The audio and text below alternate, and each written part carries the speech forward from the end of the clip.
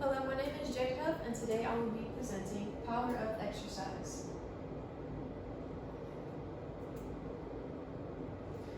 So we all experience it, that we can't focus, or we just don't have enough energy because we need more sleep, or that we don't feel like doing it because we don't have the motivation to do so. Life as a student, we take multiple classes, meaning that we have to retain excessive information. We also have things outside of our classes, such as our jobs, responsibilities, as well as a social life. Because of this, we can experience lack of sleep, loss of focus, also loss of memory. Today I'm going to be speaking on two major benefits that exercising has on students. According to the Centers of Disease Control and Prevention, average amount of time that we should exercise to help maintain health is 150 minutes a week.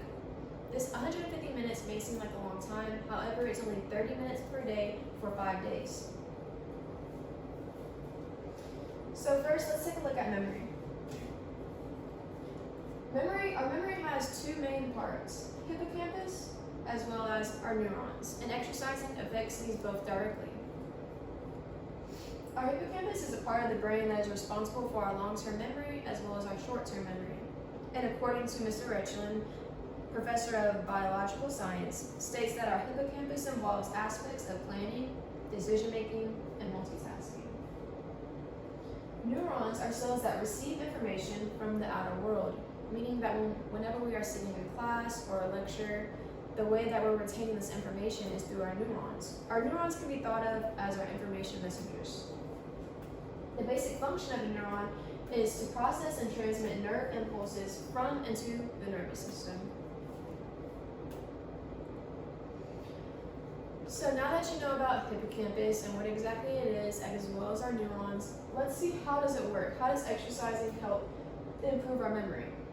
This is through exercising cardio and aerobics, not just our strength exercises, but cognitive demands. According to Gerd Kemperman, representative for Generative Therapies, physical activity with cognitive demands in a stimulating environment was even better, meaning that it led to even more neurons being created in our brains. Using the brain during and after exercising seems to trigger enhanced neuron survival mode. So, what does new neurons mean for us as students? So, new neurons participate in circuits that underline learning, meaning the more neurons we have, the more information that we're able to retain.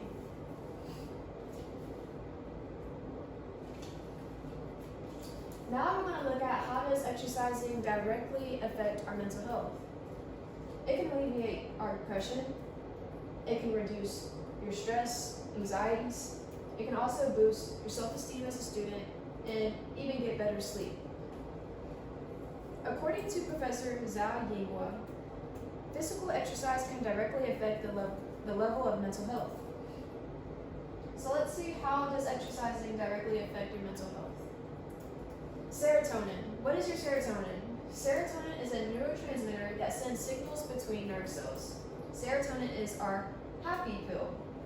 Serotonin is our happy chemical that is produced in our brains by physical activity.